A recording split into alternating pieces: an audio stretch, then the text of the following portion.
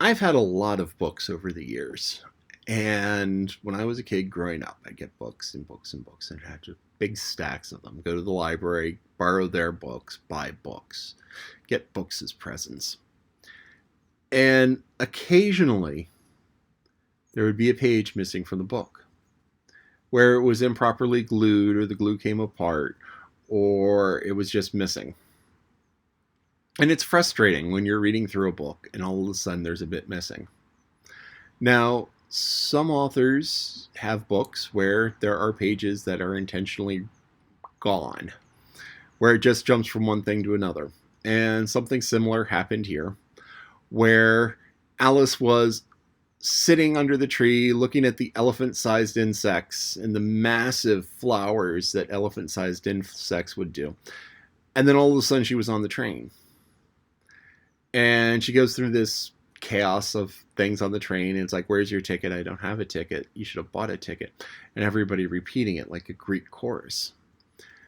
And then she was all of a sudden off the train. Now, there have been times where I've had books where I go through and I read through. And it's like, all of a sudden it changes. It's like, no, it's no pages missing. It's just all of a sudden. And it's really bad when it happens at the end of a page, because it becomes more difficult to get context. So anyway, Alice was looking at these giant insects, and insects the size of an elephant. And then she goes on the train and she starts talking to people, and there's like almost an infinite number of people inside of the coach of the car. And a giant goat man, a man dressed in paper, a horse, and then of course he makes a joke. Horse is in a sore throat and speaking with a raspy voice, and horse as in the animal. And there's all sorts of dad jokes that go around that. It's like, why couldn't the pony speak at the fair? Because it was a little horse. Horse being sore throat, horse being a small horse. So then she goes and she meets a gnat. And the gnat is with her when she gets off of the train, where all of a sudden the train disappears and she goes from sitting on the train to sitting under a tree. Now, gnats are insects that are known for being infinitesimally tiny. Usually when you see them, they're just like these black spots that zip around. A large gnat you can look at and see little legs and little wings, and it looks like a normal fly, except it is just so small that you can't really see it. You can just barely see it, and that's what gnats are known for. But this was a gnat the size of a chicken, which makes no sense. And it's talking to her, and he says, oh, name the insects. Now here we kind of have this thing. It's like, my name is Mark. At the same time, I'm a human. And so, name the insects. Do you want the name of this fly over here that's named Bob, or do you want to know that it's a housefly? And so Alice starts giving the name of the class of insect. So this is a horsefly. And then I was like, oh, over there is a rocking horsefly. So you get the image of this rocking horse that's flying, and it lives on sap. And then Alice says a dragonfly. Now, dragonflies are really cool looking. They have two sets of wings and these really long bodies. And they get big for normal insects. I mean, they're bigger than most insects. Very few insects are larger than them. But dragonflies have been around for a very, very long time. They were one of the first insects. And they've been around for so long because they have such an efficient design. It's this long body, two big wings, or two sets, four big wings. And so dragonflies, back in the day, back in the dinosaur era, before the dinosaurs, the dragonflies got to be about this big. So, I mean, we are talking like a seriously monster fly. But, the modern ones are only like this. So it's 3-4 inches tall, long. And the gnat was like, oh, over there's a snap dragonfly. Now, Snapdragon is sort of a British thingy that deals with Christmas. I don't know much about it, just enough to say that most of the things in the description of the Snapdragonfly, the holly for the wings, the flaming pudding for the head, is all Christmas stuff.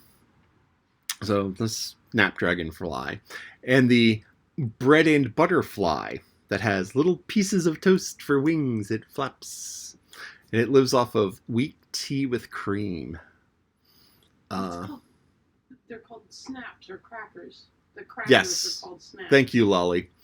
One of the Christmas traditions is Christmas crackers. This is an English Christmas tradition where it's a tube wrapped in paper with a small explosive in there. And two people pull on it, and they pull on each end, and they pull, and it pops and explodes.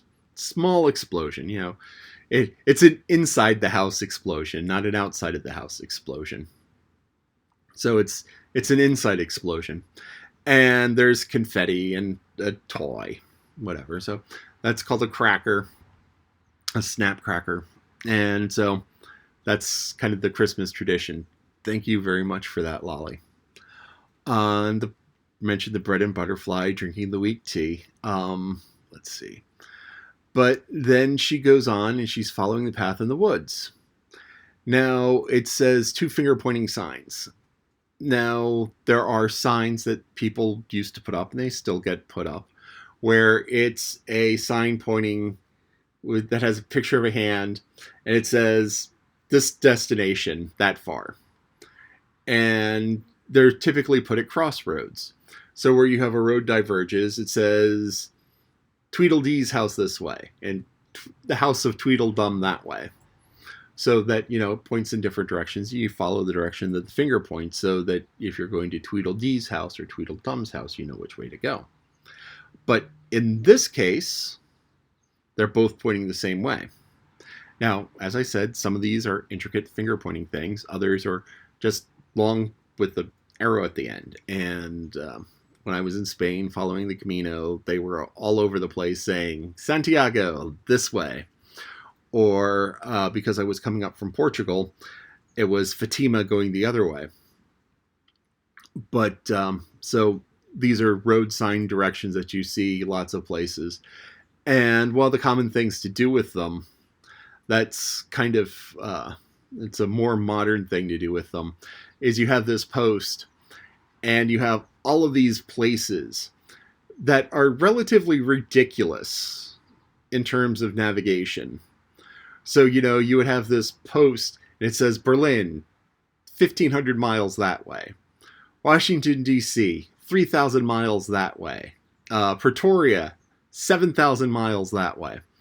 And it's like, you're not going to walk, you're not going to walk to Washington, D.C.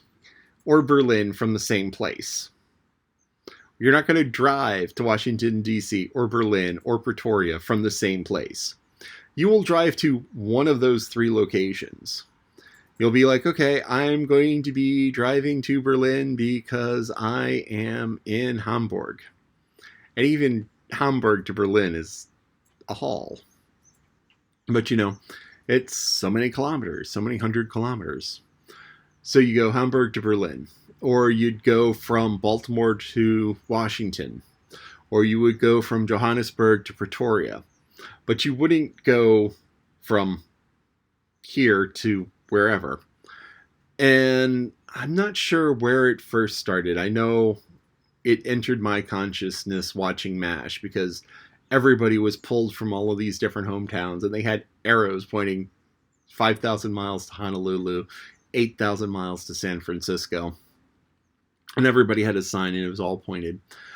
But typically it's done where it's a small number of miles. It's like, okay, you know, State College, 15 miles that way. Bellefonte, 20 miles that way.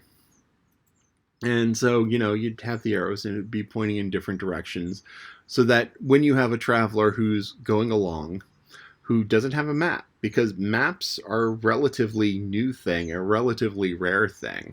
Well, now they're ubiquitous. But once upon a time, there wasn't much maps, and the maps were all rough, and that really turned around the beginning of the automobile, and AAA was the American Automobile Association, which was once upon a time it was this really fancy sort of thing where it's like, yes, I'm hoity-toity and I'm rich and I have a car, and so I'm going to join a club with all of my other car friends, and we're going to have our maps, and we will know how to get from here to there because we have maps.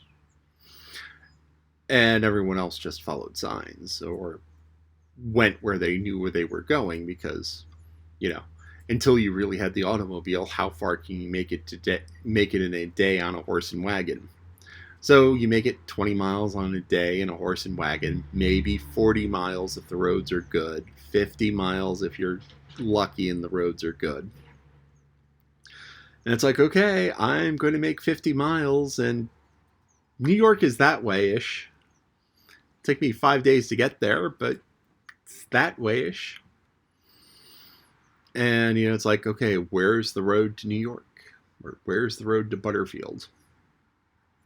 So that is chapter 3.